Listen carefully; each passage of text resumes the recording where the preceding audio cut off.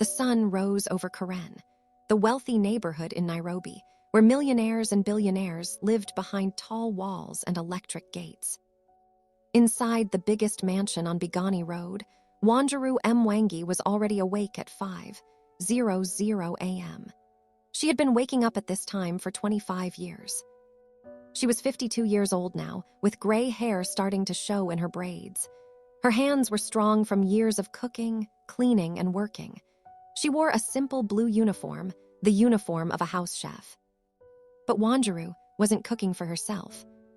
She was cooking for the Kamau family. David Kamau owned the mansion. He was one of the richest men in Kenya, worth $5 billion. He built luxury apartments, shopping malls, and hotels across East Africa. His company, Kamau Properties, had offices in Nairobi, Kampala, Dar es Salaam, and Kigali. But this morning was different. This morning, David Kamau was dead. He died 3 days ago from a massive heart attack while working in his office in Westlands. He was 68 years old. Today was the day his lawyer would read the will. Wanjiru stood in the kitchen preparing breakfast like always: chapatis, scrambled eggs, sausages, fresh fruit, and Kenyan tea.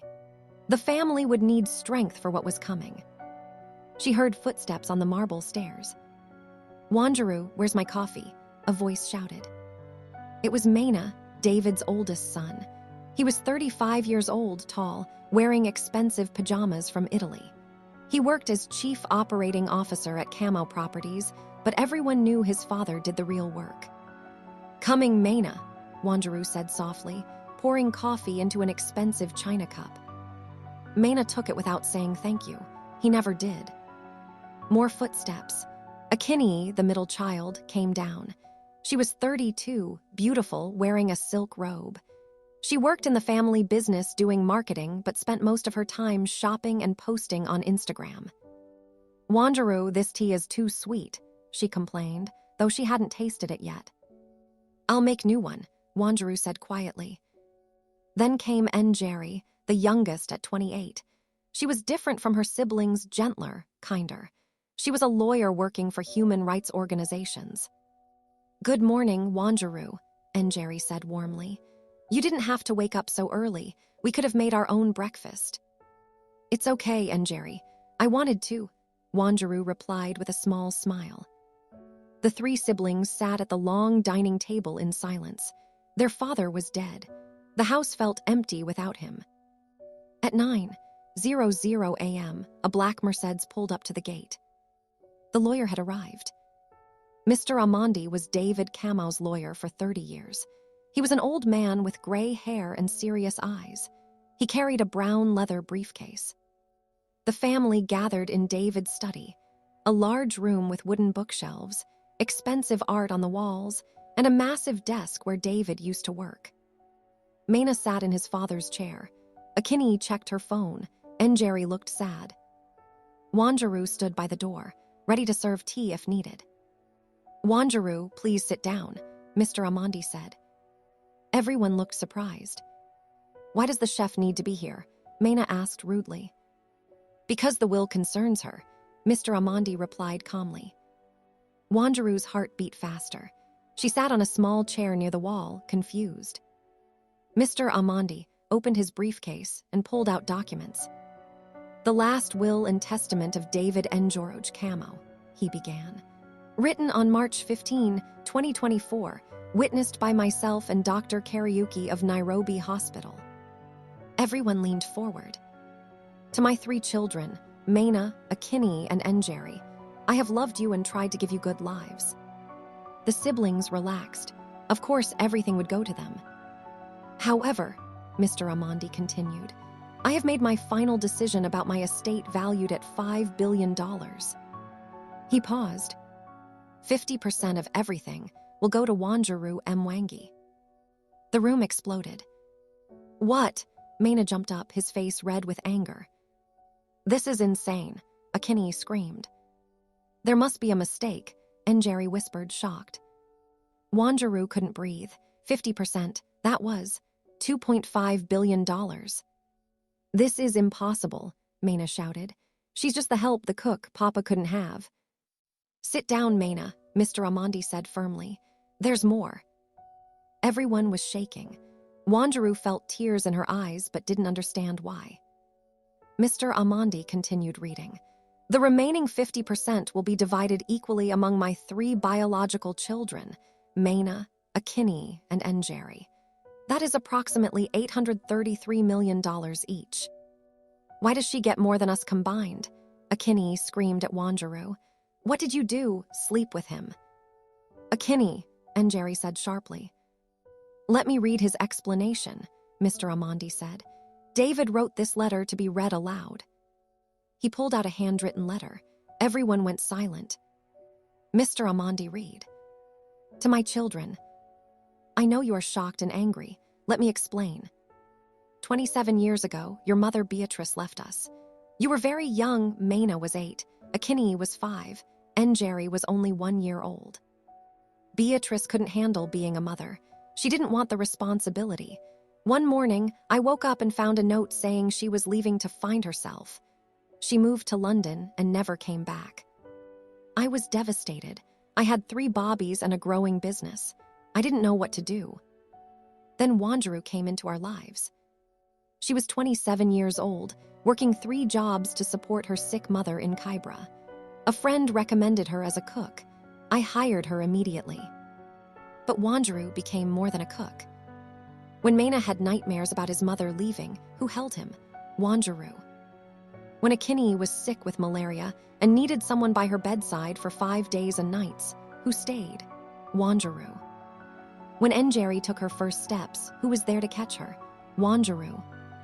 When all 3 of you had school plays, science fairs, football matches, and graduations, and I was too busy working, who attended? Wanjiru. She raised you. She cooked every meal you ate for 25 years. She washed your clothes. She helped with homework. She taught you Swahili when you only wanted to speak English. She prayed for you when you were sick. She celebrated every achievement. And how did you treat her? Like a servant, like she was invisible, like she didn't matter. Only Njeri ever said, thank you. Only Njeri remembered her birthday. Only Njeri asked about her life. Wanjiru never complained. She loved you anyway. 7 years ago, armed robbers broke into our home in the middle of the night. They wanted to kill me and take everything. Wanjiru heard them first. She could have hidden. Instead, she ran to warn me. She took a bullet meant for me. She almost died saving my life. When she recovered, I offered her money, a new house, anything. She said no. She said, the children still need me. So yes, I am giving her 50% of everything I built. It is not enough for 25 years of love, sacrifice, and loyalty. To my children, you will still be very rich, but I hope this teaches you that family is not about blood. Family is about who shows up, who stays, who loves you when it's hard. Wanjiru is family. She has been family since you were children. I pray you will see that. Your father, David Kamau. The room was completely silent. Wanjiru was crying quietly, her face in her hands. Njeri was crying too, looking at Wanjiru with guilt and sadness. Akini's mouth was open in shock. Maina's face was dark with rage. This is emotional manipulation, Maina said coldly. Papa was sick. He wasn't thinking clearly. Your father was perfectly healthy when he wrote this, Mr. Amandi said. I have medical records proving his mental competence. This will is legal and final. We'll fight it in court, Maina declared. No judge will let a servant steal our inheritance. I'm not stealing anything, Wanjiru finally spoke, her voice shaking. I didn't ask for this. I don't want to fight. Then give it back, Akini said harshly. The will has another clause, Mr. Amandi interrupted. If the children contest the will or treat Wanjiru with hostility, their shares will be reduced to 0 and given to charity. Maina's face went white. You're joking. I never joke about legal documents, Mr. Amandi replied. Your father predicted you would react this way. He gave you a choice. Accept Wanjiru as family and keep your inheritance, or reject her and lose everything. He's controlling us from the grave, Akini cried. Njeri stood up suddenly. She walked across the room to Wanjiru. Everyone watched as Njeri knelt down in front of the older woman. "Wanjiru," Njeri said, tears running down her face. "I'm sorry, I'm so sorry." "For what, baby?" Wanjiru asked, touching Njeri's face gently like she did when Njeri was little. "For not saying thank you enough, for not seeing you, for taking you for granted." Njeri was sobbing now. "Papa was right. You raised us. You loved us when our own mother didn't, and we treated you like a servant," Wanjiru finished sadly. "Because that's what I was." "No," Njeri said firmly. "You were our mother. You are our mother, the only real mother we ever had." Wanjiru broke down crying, holding Njeri close. Maina and Akini watched, uncomfortable and angry. "This is ridiculous," Maina muttered, but he didn't leave. The newspapers exploded with the story. Billionaire leaves half his fortune to family chef. KAMAU children shocked as house help. INHRITS $2.5 billion. The servant who became a billionaire. Social media went crazy. Some people praised David for recognizing Wanjiru's sacrifice. Others said it was unfair to his biological children. Wanjiru's phone rang nonstop. Relatives she hadn't heard from in 30 years suddenly wanted to visit. People from her old neighborhood in Kybra came asking for money. She didn't answer any of them. Instead, she went to the kitchen and made breakfast like always. When Maina came down, he saw her cooking and his jaw tightened. "You don't have to do that anymore," he said coldly. "You're a billionaire now. You can hire someone else to cook." Wanjiru turned to look at him. "This is my home. You are my children. I will cook for you as long as you let me." "We're not your children," Maina said cruelly. "You worked for my father, that's all." Wanjiru's eyes filled with tears, but she said nothing. Njeri came running down the stairs. "Maina, stop it." "Why are you defending her?" Maina asked. "She stole our inheritance." "She didn't steal anything. Papa gave it to her, and he was right too," Njeri shouted. Brother and sister stared at each other. "I'm calling our lawyer," Maina said finally. "We're going to find a way to break this will." "If you do that, we lose everything," Njeri reminded him. "Then I'll lose everything. I'm not going to pretend she's family just to get money." He stormed out.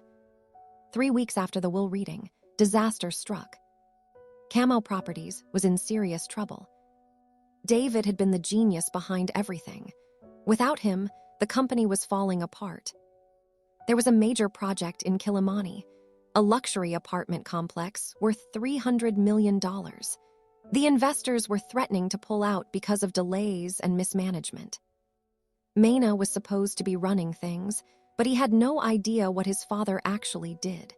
He tried to cover up problems instead of fixing them. The board of directors called an emergency meeting. Wanjiru, as a 50% owner, was now on the board.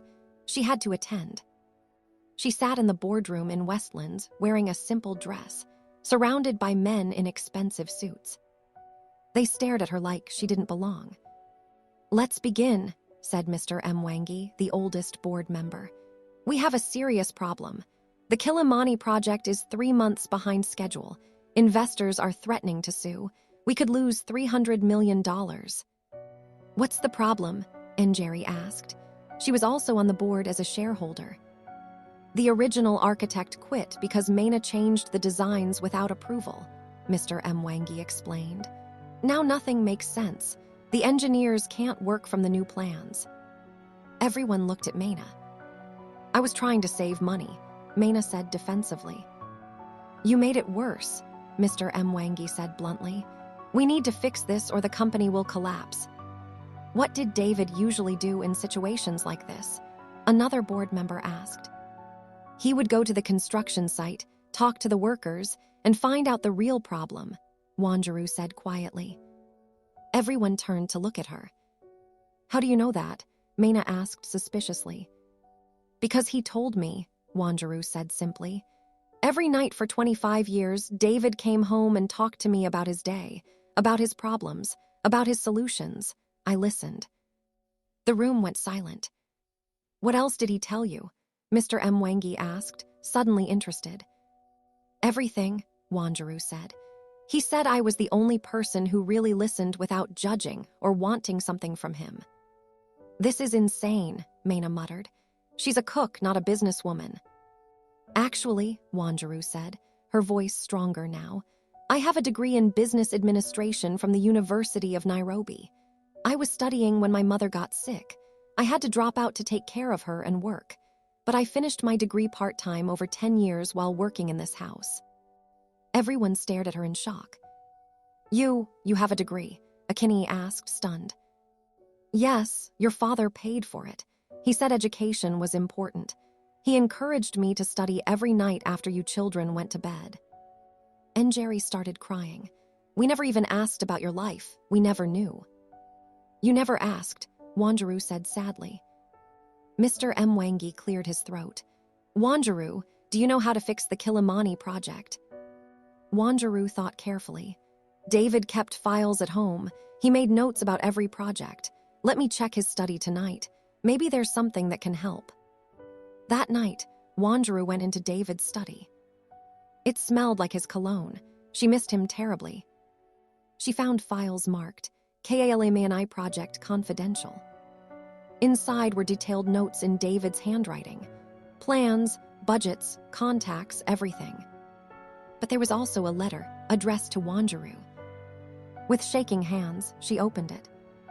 My dear Wanjiru, if you're reading this, I am gone. I know my children will be angry about the will, especially Maina. He has my pride but not my wisdom. I'm leaving you 50% not to punish my children, but to protect the business. Maina is not ready to run this company. He will make mistakes. He will let pride destroy what I built. But you know this business because you know me. You listened when no one else did. Please help them, not because you owe them anything, but because despite everything, you love them. They are your children too. With gratitude and love. David. Wanjiru cried for an hour. Then she wiped her tears, gathered the files, and got to work. The next morning, Wanjiru called an emergency board meeting. She arrived with a presentation prepared on a laptop. I found the solution, she announced. Everyone leaned forward. The problem with the Kilimani project is that Maina changed the design without understanding why David designed it that way originally. David's design had better water flow, stronger foundations, and more efficient use of space. That's why the engineers are confused. She showed them David's original plans compared to Maina's changes. If we go back to the original design, we can finish on time. I already called the original architect. He's willing to return if Maina publicly apologizes. Maina's face went red. I'm not apologizing to some architect. Then we lose $300 million and the company collapses, Wanjiru said calmly. Your choice. Mr. Mwangi smiled. You sound like David. Maina stared at Wanjiru with hatred and respect fighting in his eyes. Fine, he said finally. I'll apologize. The board voted to return to the original design. Within 2 weeks, the project was back on track. The investors stayed. The company was saved. One evening, Njeri asked Wanjiru a question that had been bothering her. The letter said you were shot saving Papa's life. Can I see the scar? Wanjiru hesitated, then slowly lifted her blouse. There was a terrible scar on her left side, just below her ribs. Njeri gasped, Oh my God. The bullet missed my heart by 3 centimeters, Wanjiru said quietly. I was in the hospital for 2 months. Your father visited every single day. Where were we? Njeri asked, crying. You were 21, in your final year at university. Akinyi was working in Dubai. Maina was in the US at business school. Did you tell us? Your father told you I was visiting family in the village. He didn't want to worry you during your studies. We should have been there, Njeri sobbed. You didn't know, Wanjiru said gently. You were young, living your lives. We were selfish, Njeri corrected. We still are. Maina and Akinyi are only thinking about money. They don't see what Papa saw. What did he see? That you're the best of all of us. It took 3 months, but slowly, Maina started to change. He watched Wanjiru work. She came to every board meeting prepared. She made smart decisions. She understood the business because she understood David. One day, a major client came to the office, a difficult man who refused to work with anyone but David. David is gone, Maina told him. You'll work with me. I don't think so, the client said rudely. David was a genius, you're just his son. Maina was furious, but before he could respond, Wanjiru entered the room. Mr. Adhiambo, she said warmly. How is your daughter? David told me she was accepted to medical school in South Africa. The difficult client's face softened immediately. Wanjiru, yes, she starts next month. David helped with her recommendation letter. He was so proud to help, Wanjiru said. He believed in investing in young people. They talked for 30 minutes about family, business, and life. By the end, the client agreed to continue working with Kamau Properties if Wanjiru was involved. After he left, Maina stared at Wanjiru. How did you do that? Your father taught me that business is about relationships, not just money, Wanjiru explained. Mr. Adhiambo doesn't care about profit margins. He cares about being seen as a person. Your father always asked about his family first, business second. Papa never taught me that, Maina said quietly. Maybe because you never asked, Wanjiru said gently. You wanted to learn strategy and numbers. That's important too. But your father's real skill was understanding people. Maina was quiet for a long time. I've been terrible to you, he finally said. Yes, Wanjiru agreed simply. I'm sorry. It was the first time Maina had ever apologized to her in 35 years. Wanjiru's eyes filled with tears. Thank you. Akini was the hardest to reach. She stayed angry, convinced that Wanjiru had manipulated their father. She moved out of the family house and rented a luxury penthouse in Kilimani. She threw parties. She spent money wildly. She posted on Instagram constantly, trying to prove she was still rich and happy. But she wasn't happy. One night, Njeri got a phone call at 2:00 a.m. Akini was in the hospital. She had taken too many sleeping pills mixed with alcohol. The doctors said if her friend hadn't found her, she would have died. Wanjiru and Njeri rushed to Nairobi Hospital. When Akini woke up, she saw Wanjiru sitting beside her bed. Why are you here? Akini asked weakly. Because you're my daughter, Wanjiru said simply. I'm not your daughter, Akini cried. Stop saying that. Akini, Wanjiru said gently. Do you remember when you were 15 and you came home crying because the girls at school called you ugly? Akini's face changed. You locked yourself in your room for 2 days. Your father didn't know what to do. Do you remember who sat outside your door talking to you until you opened it? Tears ran down Akini's face. You told me I was beautiful.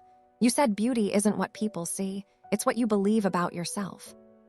You are beautiful, Wanjiru said, but you've spent your whole life trying to prove something. To who?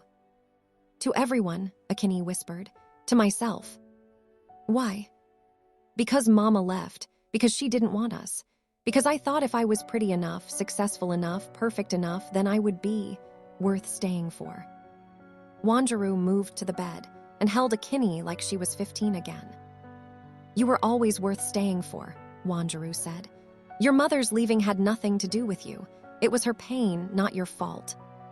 Akini sobbed in Wanjiru's arms. I've been so mean to you, and you still came. I will always come, Wanjiru said. That's what mothers do. 6 months after David's death, Wanjiru called a family meeting. All 3 siblings came to the mansion in Karen. They sat in the living room where they grew up. I've made a decision about the inheritance, Wanjiru announced. Everyone tensed. I'm giving it back, she said. What? Njeri asked, shocked. I don't need $2.5 billion. I've lived simply my whole life. I don't need luxury or wealth. Wanjiru, no, Maina said, surprising everyone. Papa wanted you to have it. I know why he wanted me to have it, Wanjiru said. Not to make me rich, but to make you see me. And you do now, that's enough. We don't deserve it back, Akini said quietly. We've been horrible to you. You were hurt children who grew into hurt adults, Wanjiru said. Your mother left. Your father worked too much. You learned to protect yourselves by not feeling too much. She smiled sadly. But I see you changing. Maina asks about my day now. Akini texts me good morning. Njeri always saw me.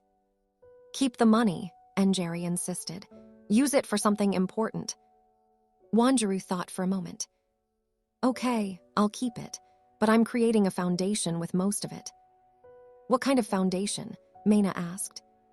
For domestic workers, house helps, cooks, nannies, drivers. People who work in homes but are invisible. I want to give them scholarships for education, medical insurance, legal protection, and dignity. The siblings looked at each other. That's perfect, Akini said, crying. Papa would love that. We'll help you run it, Maina added, if you'll let us. Of course, Wanjiru said. We're family. 1 year later, the Wanjiru Kamau Foundation opened its first office in Nairobi 1 year after David's death. Hundreds of domestic workers came to the opening, women and men who spent their lives serving others, finally being celebrated. The foundation provided free university scholarships, medical insurance, legal support against abuse, microloans for starting businesses, dignity and recognition. Wanjiru spoke at the opening. I spent 25 years being invisible, she said. But one man saw me. David Kamau saw me. He valued me. He honored me. She looked at Maina, Akini, and Njeri standing in the front row. And his children learned to see me too, not because I demanded it, but because their father taught them, even in death, what really matters. Family is not about blood. Family is about presence, about showing up, about staying when it's hard. The crowd applauded. After the ceremony, a man approached Wanjiru. His name was James Amandi. He was 55, a widower and a social worker who had been helping domestic workers for 20 years. Your foundation is exactly what we needed, he said with a warm smile. Thank you, Wanjiru replied. Would you like to work with us? I'd be honored. Over the next few months, Wanjiru and James worked closely together. He was kind, intelligent, and shared her passion for justice. One evening, after a long day at the foundation office, James asked Wanjiru to dinner. Not a business dinner, he clarified. A real dinner, just you and me. Wanjiru blushed. Mr. Amandi, I'm 53 years old. I'm too old for dadding. I'm 55, James laughed. Are we too old to be happy? Wanjiru thought about David's letter. He had told her to live, not just serve. No, she said, smiling. We're not too old. Their first date was at a small restaurant in Westlands. They talked for 4 hours about life, work, dreams, and loss. When James walked her to her car, he said, You are an extraordinary woman, Wanjiru Mwangi. Kamau, she corrected gently. Wanjiru Kamau. David left me more than money. He left me a name, a family, a legacy. Then you are an extraordinary woman, Wanjiru Kamau. 6 months later, they got married in a small ceremony. Maina, Akini, and Njeri were there, crying happy tears. Our mother is getting married, Njeri whispered to her siblings. Our real mother, Akini corrected. The only mother we ever needed, Maina added.